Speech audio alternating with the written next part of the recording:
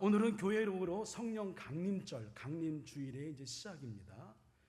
예수님은 이제 교회라고 하는 공동체를 세우는데, 교회라는 공동체를 그들은 예수님 공생의 기간 동안에 처음 들었죠. 근데 앞으로 3달, 2달 한 반 정도 남짓해 이 교회가 세워지게 되거든요. 근데 교회는 어떻게 세워지냐? 그냥 세워지는 것이 아니라 베드로를 중심으로 한 너희가 나를 누구냐고 고백했을 때에 베드로가 멋진 고백을 했죠. 어떤 고백을 했습니까? 주는 그리스도시요, 그 주님은 메시아십니다. 구원자이십니다. 예, 그리고 살아계신 하나님의 뭐라고요? 아들이십니다. 그 신앙 고백 근거와 플러스 예수님이 부활하신 다음에 야, 예루살렘 떠나지 말고 기다려. 그럼 너희를 도와줄 보혜사 성령이 오실 거야. 그들이 그 약속의 말씀을 믿고 다 따른 게 아니에요. 한 500명쯤 들었다고 한다면 120명만 순종했죠. 무조건 순종한 자, 순종의 성령을 받는 거죠. 그들이 모여서 순종하여 한 자리에 모였단 말이에요. 그랬더니 하나님의 영 성령이 역사했는데 어떻게 역사했느냐? 바람의 소리로. 바람의 소리는 공간 안에 역사하시는 성령. 지금 우리 가운데 바람의 소리로 성령이 우리 가운데에 임하고 계시는 걸 믿으시길 바랍니다. 공동체 위에, 공간 위에 임하시는 성령. 또 하나, 성령은 어떻게 역사하시냐면 불의 혀처럼. 여러분, 불의 모양이 혀처럼 임하는 거예요. 그것은 뭐냐면 각 사람에게 임하는 성령이에요. 우리가 똑같이 예배를 드려도 다 똑같이 은혜 받는 게 아니에요. 똑같이 내가 예배 속에 어떤 뜨거움을 경험하고 그 이전에 경험하지 못한 특별한 은혜를 경험하는 것은 모두가 아닙니다. 불의 혀처럼 역사하시는 성령의 역사하심을 내가 받아들일 때에, 그럴 때에 우리 은혜를 받는 거죠. 그러므로 그렇게 해서 성령 체험을 했단 말이에요.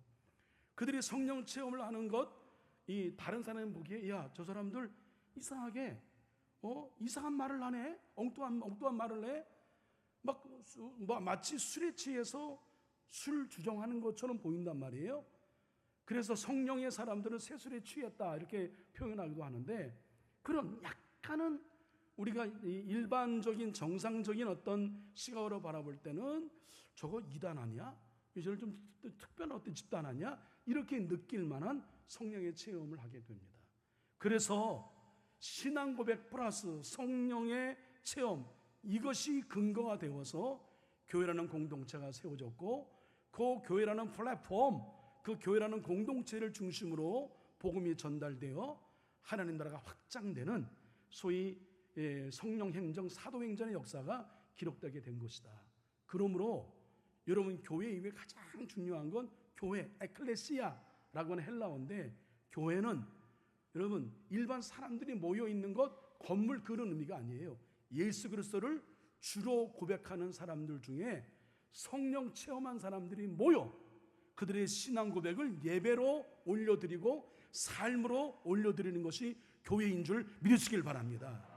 그리고 교회가 탄생이 된 거예요. 오늘 여러분, 예배를 드린 여러분 모든 가운데에 오늘도 변함없이 바람의 소리로 오시고 불의 여처럼 오시는 성령의 역사하심이 우리 가운데 역사하고 임하셔서 여러분, 죽었고 잠자던 우리의 영혼을 일깨워 주어서 살려주시고, 그동안 잊었던 신앙의 본질, 이 거룩에 대한 열망, 내가 하나님의 아들, 딸이지, 나의 정체성을 잊어먹었어.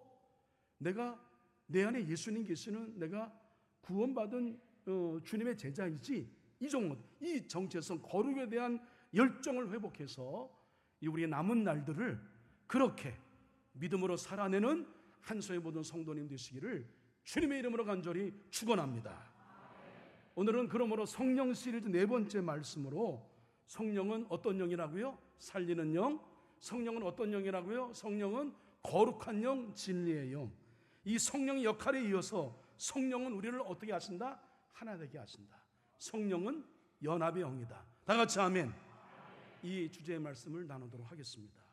오늘 주제의 말씀, 성령은 연합하게 하신다, 하나 되게 하신다 라고 하는 말씀을 우리가 풀어나가기 위해서는 반드시 우리가 먼저 알아야 될 공동체가 있어요.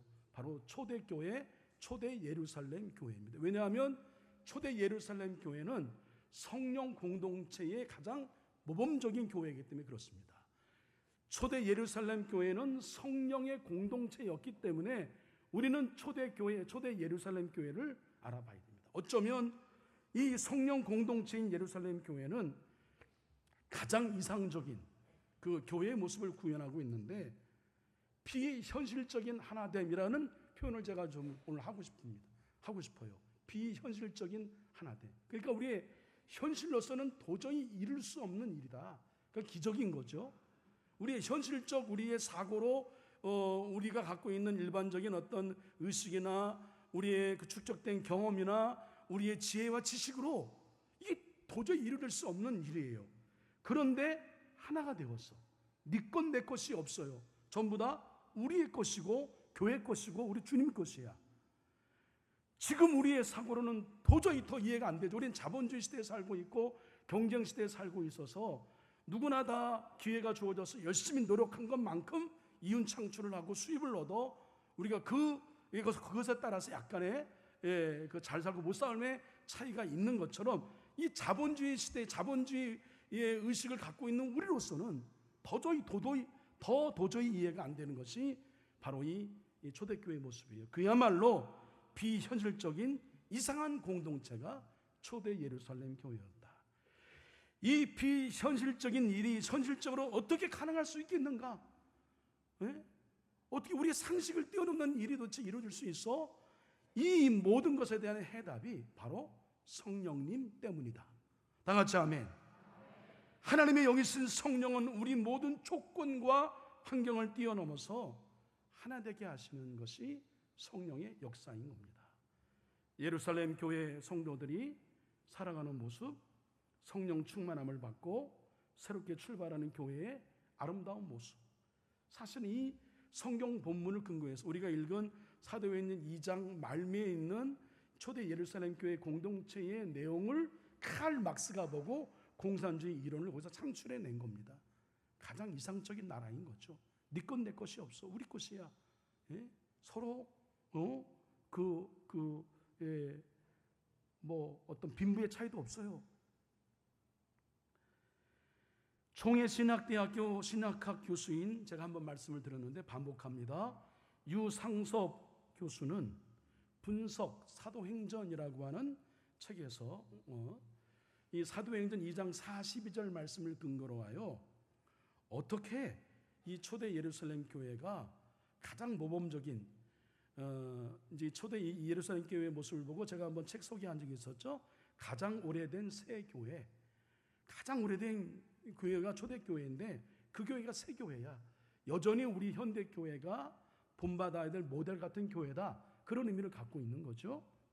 어떻게 그런 교회가 될 수 있을까? 네 가지로 정리했습니다. 먼저 42절 말씀을 함께 읽습니다. 시작. 그들이 사도의 가르침을 받아 서로 교제하고 떡을 떼며 오로지 기도하기를 힘쓰니라. 그 네 가지는 뭐냐면 여기 다 있습니다. 사도의 가르침, 그리고 교제, 떡을 떼는 일, 그리고 그 기도. 자, 이 네 가지 일에 전적으로 헌신했다. 첫 번째, 사도의 가르침에 전적으로 헌신했다. 오늘 제가 여러분에게 드리는 이 말씀을 오늘날 나에게 주시는 하나님의 말씀, 레마의 말씀으로 듣는 거죠. 그래서 말씀을 살아내고 사도의 가르침에 그들은 기꺼이 순종했다. 그때 당시에도 다 똑똑한 사람들이죠. 우리 지금 또 현대를 살고 있는 우리 성도들 가운데에 여러분 한 분도 그냥 허투루 볼 분들이 없어요. 다 똑똑합니다. 자기 의견, 자기 생각이 다 있어요. 그럼에도 불구하고 사도의 가르침에 순종했다. 사도의 가르침을 따랐다. 이게 중요합니다. 둘째로 예루살렘 교회는 성령의 그 교제가 있었다.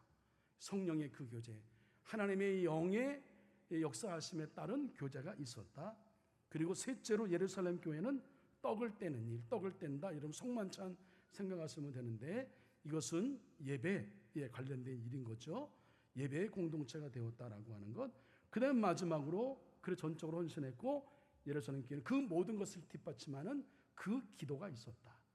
기도가 없이는 이루어지지 않는 것. 이 네 가지로 인하여 그 예루살렘 교회가 성령 공동체가 되었고 부흥하는 교회가 되었다라고 하는 겁니다. 자, 오늘 이 성령 시리즈의 말씀을 제가 말씀드린 대로 우리 속장님에게 제가 설교 원문을 다 드린다고 말씀드렸으니까 중요한 것만 체킹하시고 설교 원문을 보고 하시면, 중간중간 제가 이게 마음이 급해서 타이핑하다 보니까 오타가 있는 건 여러분들이 알아서 잘 선별해서 보시면 되겠습니다. 자, 여기서 우리가 오늘 특별히 주목해야 될 것은 두 번째, 초대 예루살렘 교회에 뭐가 있었냐? 성령의 그 교제가 있었다. 이걸 이제 우리 말씀의 주제에 따라서 살펴보는 겁니다. 원문대로 번역하면 테코이노니아, 그 교제를 하고, 근데 이 신약학자들 사이에서 그 교제가 도대체 뭘 가리키는 거냐?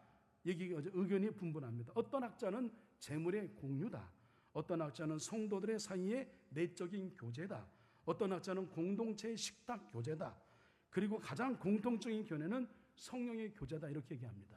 그것은 성령의 교제가 이루어질 때 나머지 그 모든 것, 재물도 공유할 수 있고, 성도들 사이에 내적 교제도 이룰 수 있고, 공동체의 식탁 교제도 이룰 수 있고, 그다음에 내적인 기도도 이룰 수 있다. 그리고 기도도 가능하다라고 하는 것, 이 성령의 그 교제가 있음으로 인하여 그 모든 것들이 가능하다.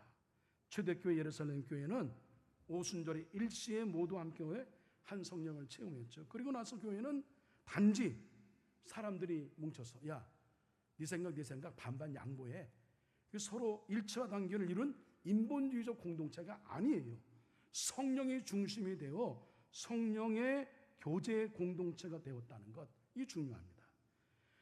초대 예루살렘 교회가 이렇게 네 가지를 열심히 했더니 하나님이 그들에게 복을 주셨다. 그 복이 뭔지 사도행 2장 47절 말씀 분명히 명시했습니다. 함께 읽습니다. 시작. 온 백성에게 칭송을 받으니 주께서 구원받은 사람을 날마다 더하게 하시니라. 아멘. 여러분, 우리 교회 부흥하기를 원합니까? 이 정도 가지고 안 돼. 여러분, 우리 교회가 진정 부흥하기를 원합니까? 우리 교회가 옛 영화 무슨 1000명이 넘는 교회로 자랑하는데 여러분, 그 교회가 되기를 원합니까? 진정으로 원한다면 우리 교회를 성령 공동체로 만들어야 됩니다. 여러분, 부흥은 우리가 부흥을 하겠다고 해서 주어지는 게 아니에요. 부흥은 하나님 주신 전적인 선물인 걸 믿으시길 바랍니다. 하나 되게 하시고 연합하게 하신 이후에 부흥을 주시는 거예요. 그냥 부흥이 이루어지는 게 아닙니다. 먼저 하나 되게 하는 것, 연합하게 하는 것, 그 하나 되게 하고 연합하게 하는 것, 여러분 우리가 어찌 가능합니까? 여러분 오늘 옷 입으신 것, 뭐 같은 계열의 옷 색깔이 있는 분은 있지만 똑같은 옷을 입은 사람이 없죠. 똑같은 사람 옷 입으면 살짝 좀 거시기 하죠. 다음 주엔 안 입고 오죠. 여하튼 제 말씀은 다양하다라고 하는 겁니다. 이 다양한 사람들이 어떻게 하나가 돼요? 그럴 수 없는 거죠. 오늘 예배를 드려도 예배에 우리가 집중하고 예배에 정말 내가 은혜를 사모하는 마음 갖고 하나 된 마음으로 예배, 그렇지 않습니다. 다 똑같이 그렇진 않아요. 그런데 이 우리의 각기 다른, 각기 자기 주장이 있고 소견이 있어요. 분명한 근거가 있습니다. 심지어 그 모든 것들이 매우 합리적이기도 하고 매우 시의적절하고 시대적이기도 합니다. 충분히 설득력이 있어요. 근데 그런 각기의 모든 의견들을 어떻게 하나로 묶냔 말이에요. 어렵죠. 어려우니까 우리나라가 이데올로기로 남과 북이 갈라져 있고 선거 결과로 여전히 우리는 지역 활거주의 속에 갇혀있는 나라가 되었습니다. 작은 땅덩어리가 또다시 선거를 통해서 이렇게 갈라진 민족이라고 하는 것을 다시 한번 보여주지 않았습니까? 이게 하나 되는 게 쉽지 않은 거예요. 언제 우리가 영남과 그 다음에 남도 이쪽 지역이 어떤 서울 지역처럼 어느 후보를 우리가 지지할 때에 평균점을 찾을 거예요. 참 안타까운 일입니다. 그게 과연 전체 국민의 민의의 뜻인가라고 하는 의구심도 갖게 되는 거죠.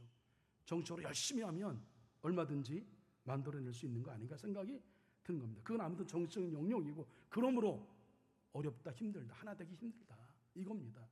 근데 어떻게 하나가 돼요? 성령님이 역사하시면, 성령이 우리 가운데 임하시면 하나가 될 줄로 믿습니다. 그 하나 되게 하시는 성령님의 이끄심에 중요한 건 무조건 순종해야 됩니다. 왜 120명의 성도들만이 여러분 성령 체험을 했어요? 무조건 순종했어요. 500명 이상이 들은 사람들이 다 각기 생각을 흩어져 있고 120명 금방 성령 주었습니까? 시간이 제일 끌어진 상황에 어느 누구도 나가지 아니하고 그 다락방에 모였으니 글쎄 얼마나 더웠을까? 우리 에어컨 틀어서 괜찮지만 얼마나 더웠겠어요? 이탈한 사람 없이 성경에 그 기록이 없어요. 그들은 무조건 인내하며 기다렸더니 성령 체험을 하게 하셨다. 그래서 그들이 하나가 되었다. 무조건 순종하여 하나가 되어야 하는 거예요. 목회자와 성도가 하나 되어야 하고 목사와 장로가 하나가 되어야 하고 성도와 성도가 하나가 되어야 하고 어른과 어린이가 하나가 되어야 하고 아멘 할 때까지 해야 되겠네. 남자와 여자가 하나가 되어야 하고 우리 부부 가정도요 하나가 돼야 되는 거예요. 식구들이 하나가 돼야 부부가 하나가 돼야지. 그래야 행복한 가정을 이룰 수 있는 거 아니에요? 그래야 비로소 진정한 부흥이 시작될 것입니다. 부흥을 진정으로 원하면 여러분 성령 받으시길 바랍니다. 순종으로 하나가 되시길 바랍니다. 부활하신 예수님이 승천하시고 성령을 우리에게 보내신 것을 기념하는 이 절기, 영적 에너지와 삶의 역동성이 주어지는 절기, 이 성령 강림 절기. 그래서 오늘 여러분 절기의 이 주일의 색깔은 적색 빨간색입니다. 다 이 색의 의미가 있는 거예요. 하나님의 영이 거룩한 불꽃으로 타오를 때에 교회는 그 생명력을 통해서 새로이 탄생이 되었죠. 그 생명력은 온 우주를 충만하게 채우며 새하늘과 새 땅을 열었을 뿐만 아니라 절망과 두려움으로 움츠러 있던 사람들에게 새로이 영적인 에너지와 삶의 역동성을 부여해 준 것. 그러므로 성령 강림절은 우리 기독교 역사상 가장 극적인 순간이 알 수 없는 것입니다. 부활의 사건, 그의 성령 강림절의 사건, 이거는 우리 기독교가 살아있다, 어떤 생명력과 영적 역동력, 삶의 역동력, 심찬 삶을 향한 부활의 삶을 살게 하는 힘의 근원, 동력, 그게 어디 있느냐? 바로 성령 체험이 있음을 여러분 믿으시길 바랍니다. 우리가 주제할 것은 이 오순절의 성령 강림이 어떤 목적을 가지고 하나님이 이루신 이 기독교 공동체 전체가 흥분해야 할 하나의 영적인 사건이 되었는가라고 하는 겁니다.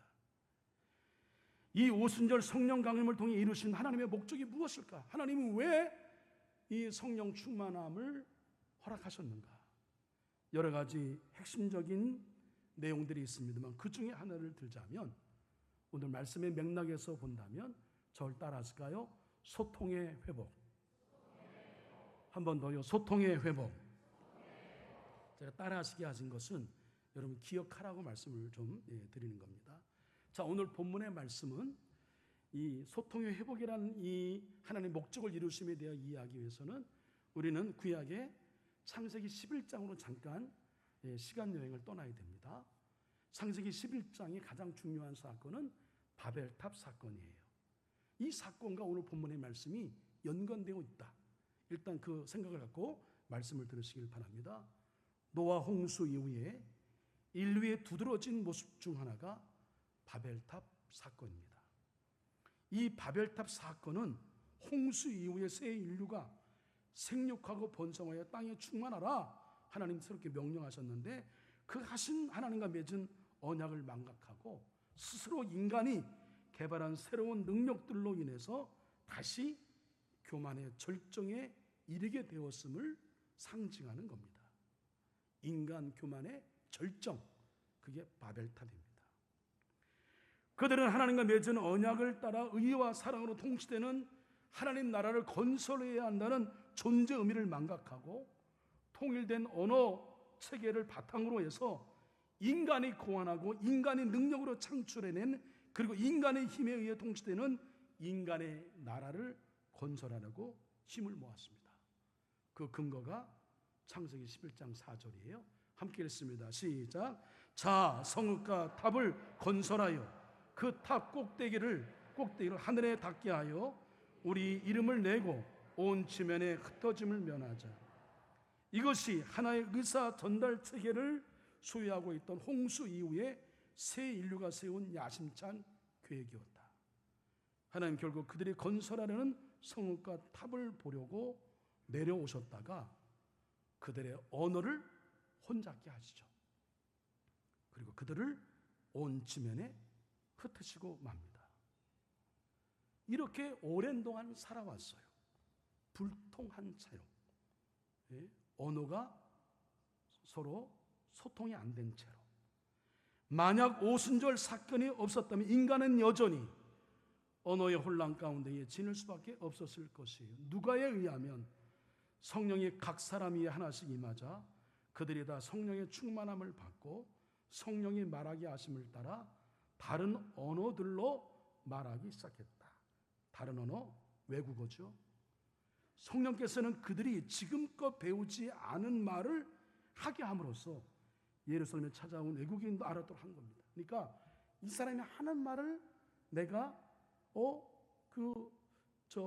해석이 되고 그래서 번역이 되어서 등기하자. 내 말 자체가 이 사람이 알아듣는 언어를 하게 한 거예요. 내가 전혀 몰랐던 영어를 해. 내가 전혀 몰라 어려워했던 불어를 해. 저도 독일어 고등학교에 배웠습니다만 데어스 댐댐 뭐 다 배웠는데 모르겠어. 너무 어려워. 독일어를 막 하고 있는 거야. 그러니까 서로 다 알아듣는 거죠. 자, 오늘 본문의 말씀을 한 번 더 5절에서 11절 말씀을 읽습니다. 시작.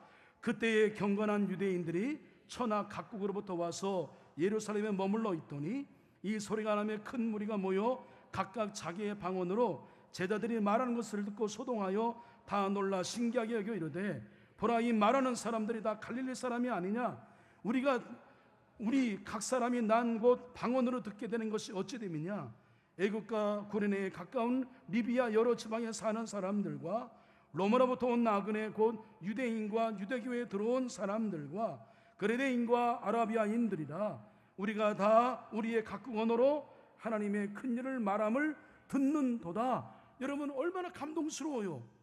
여러분 이해하신 것은 먼저 여기 모인 사람들은 유대인 디아스포라예요. 유대인 디아스포라 여러분 누군지 알죠? 신앙의 자유함 때문에 박해 때문에 여기 못 있어. 그래서 어쩔 수 없이 외국으로 흩어져 산 사람들이야. 거기 산 사람들이니까 이 나라 언어를 잊어먹었어. 근데요 이 나라 언어를 잘 못하고 서로 각기 말을 하는데 모였더니 서로가 알아듣는 말을 하는 거야. 다 들려. 그 말이 어떤 뜻인지 알겠어. 여러분 이 말씀 얼마나 감동스러워요. 여러분 그런 경험 있잖아요. 영어 공부하는데 우리가 기본적으로 문법 공부 뭐 이런 공부는 우리 한국 그 학생들은 강점이 있지만 리스닝이 잘 안 되잖아요. 근데 어느 날 영어 단어가 들려. 여러분 그런 경험 없으시구나. 네. 얼마나 신납니까? 얼마나 감동스러워요. 오순절 성령 강림을 통해 일어난 현상 가운데 가장 첫 번째 일어난 현상은 바벨탑 사건으로 생겼던 언어적 장벽이 비로소 극복되었다. 지금 오순절을 맞아 예루살렘에 있는 성도들은 대개가 말씀드린 대로 바벨론에 의해 남유다가 멸망당한 후에 각국에서 흩어져 살던 유대인 디아스포라들이었어요. 그동안 그들은 6월절이나 오순절을 맞이해서 고국을 방문할 때마다 번번이 허탈감만 안고 돌아갔습니다. 내 조국이라고 부르게 찾아왔는데 돌아가는 가슴은 냉 가슴이야. 왜? 대화가 통하지 않아. 대화가 통하지 않는 조국이 얼마나 섭섭하고 낯설었을까. 그런데 어찌된 일인지 말이 들려. 메소포타미아 사람은 메소포타미아 언어로, 갑바도기아 사람은 갑바도기아 언어로, 아시아 사람은 아시아 언어로 들려와요. 그들은 입을 다물 수가 없었죠. 얼마나 기쁘고 고마웠을까. 감격이었죠. 서로 말이 통하지 않는 것 비단 외국인뿐만은 아닙니다. 바벨탑 사건은 가장 가까운 사람끼리도 서로 말이 통하지 않도록 만들고 있어요. 말이 서로 통하지 않는다고 하는 것은 서로의 마음이 가슴에까지 전달되지 않았다. 그냥 건성건성은 얘기할 수 있어. 그냥 형식적으로는 아주 오피셜하게 얘기를 하고 들을 수는 있어요. 근데 그 말이 가슴까지 전달되어야 진짜 의미가 있는 거죠.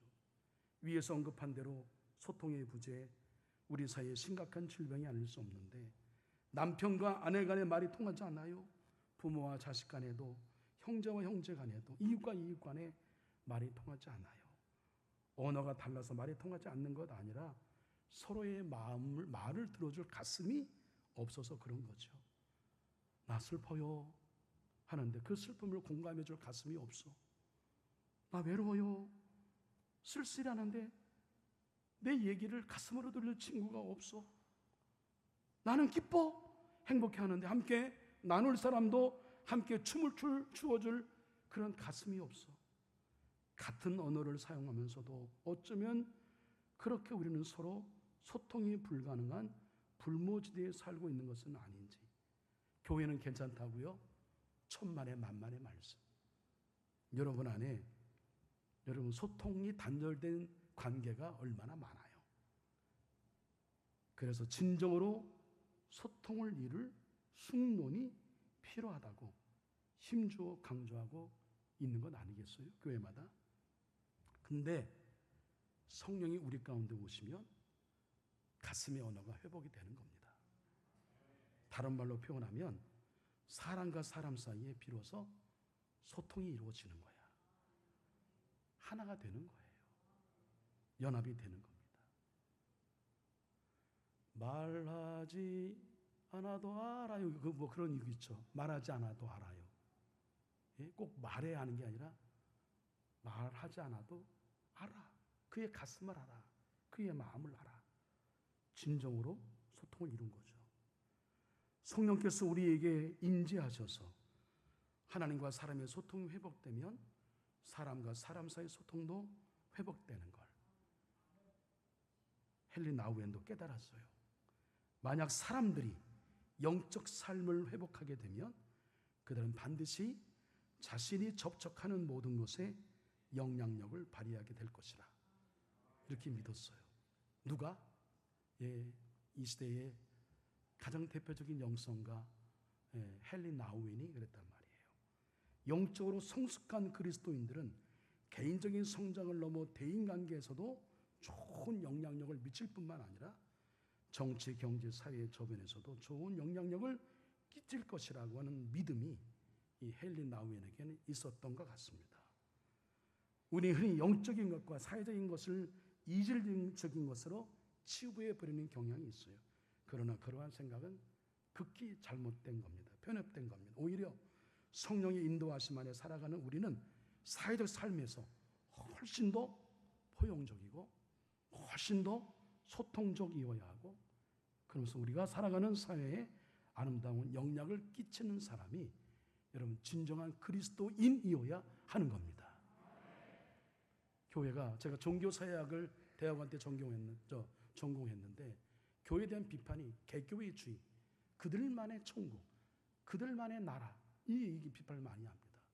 우리 지역사회에 열려있지 않아서 사람들을 품어야 되는데 그게 교회의 사회적인 어떤 역할, 책임을 못한다라는 것도 있지만 우리 성도들이 한 사람 한 사람이 진정한 성령의 사람이 되면 포용적이 되는 거예요. 더 넓어지게 되는 거예요. 더 품게 되는 거예요. 예수 믿어서 더 밴댕이 소갈딱지처럼 더 좁아지고, 조금만 서운하면 견디지 못하고, 조금만 자기 알아주지 못하면 알아주지 못한다고 하고, 조금만 설교 시간에 좀 강한 어조로 여러분에게 큰 소리로 잔소리하면 혼낸다고 얘기하고, 우리의 마음이 너무 좁아진 거. 그게 여러분 단순하게 내가 나이 들어 그런가, 내가 MBTI 성향이네 그런가, 아니에요 여러분. 성령 받지 않아서 그런 거예요. 온전한 믿음으로 살지 않아서 그런 거예요. 제대로 예수님 믿지 않아서 그런 거예요. 제대로 예수님 믿는 사람은 여러분 포용적이에요. 바다같이 다 받아줘. 대지같이 땅처럼 다 품어줘.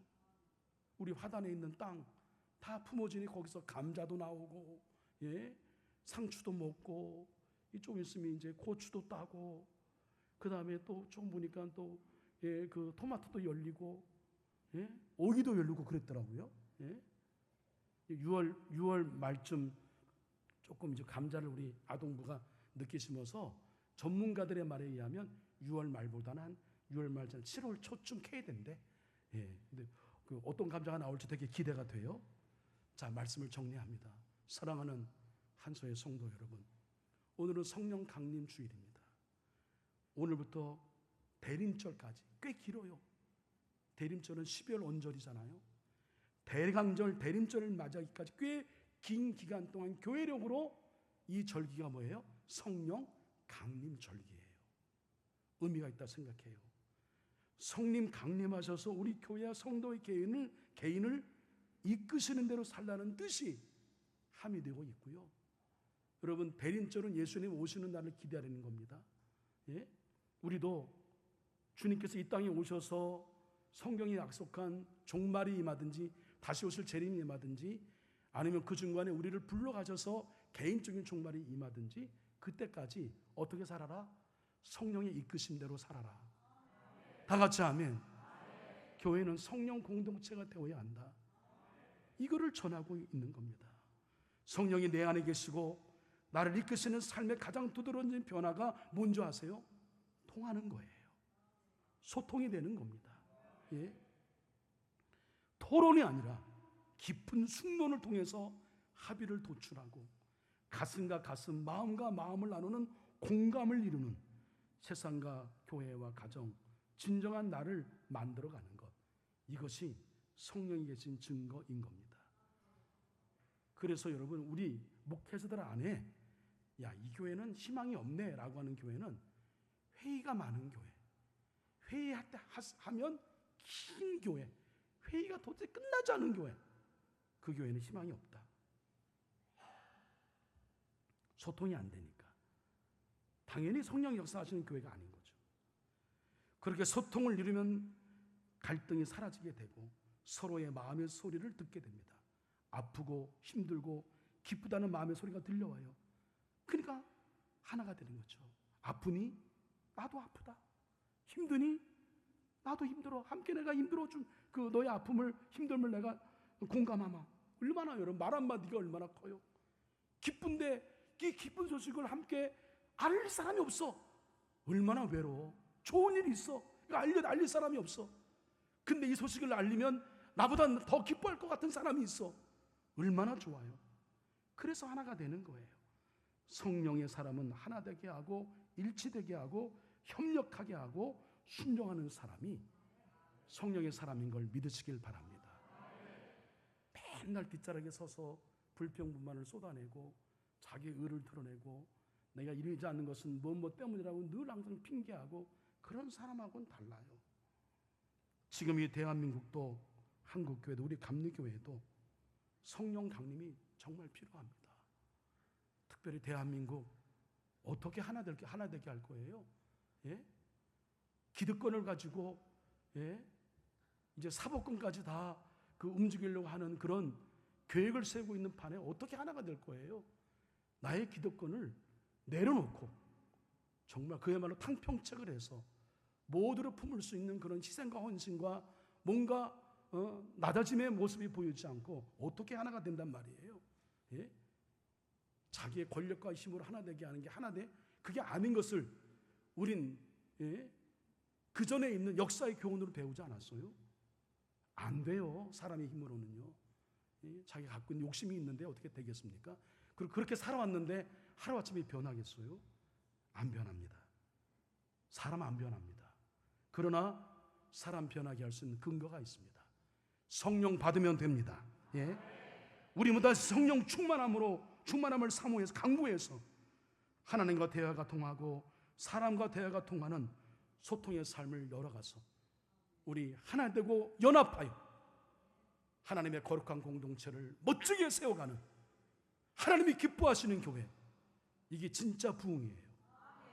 숫자가 많은 거 그 자랑하면 뭐예요? 한꺼번에 무너지는데, 한꺼번에 무너뜨리는 그 중심에 서 있는 사람이 부흥을 이루는 게 무슨 의미가 있냔 말이에요. 회개해야지, 돌이켜야지, 부끄러워해야지. 그런 일을 자랑삼아 얘기하는 게 말이 됩니까? 부끄러워해야죠. 그것으로 인해 우리 교회가 지금까지도 아파하는데 부끄러워해야 되는 거예요. 그건 자랑할 일이 아니에요. 주님이 원하시는 부흥이 아니라고 하는 겁니다. 하나님이 기뻐하시는 교회는 숫자의 적음과 많음이 결정하는 게 아니에요. 한 사람 한 사람이 성령의 사람이 되느냐, 한 사람 한 사람이 우리 교회가 그 모인 그 교회가 성령 공동체가 되느냐, 거기에 진정한 부흥이 있는 줄로 믿습니다. 그것 때문에 제가 한석교회에 있는 거고 여러분도 있는 겁니다. 우리 함께 더불어서 우리 자신을 낮추고 순종하고 하나 되어서 성령 이끄심에 순종해서 하나 된 교회를 멋지게 세워서 하나님 기뻐하신 진정한 부흥을 이뤄가는 우리 교회가 되기를 주님의 이름으로 간절히 축원합니다. 기도하겠습니다.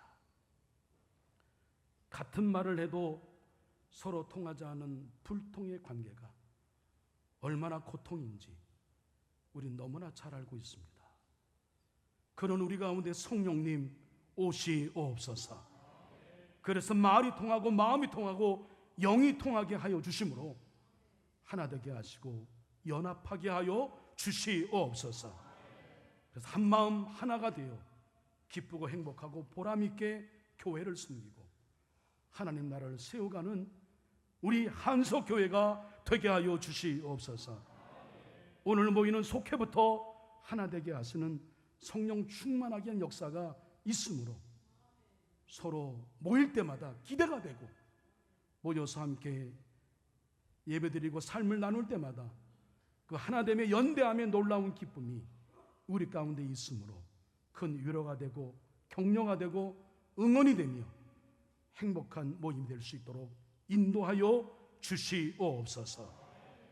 우리를 통하게 하시려고 우리를 소통하게 하시려고 기꺼이 낮은 데로 오셔서 십자가를 지신 예수 그리스도의 이름으로 기도합니다. 아멘.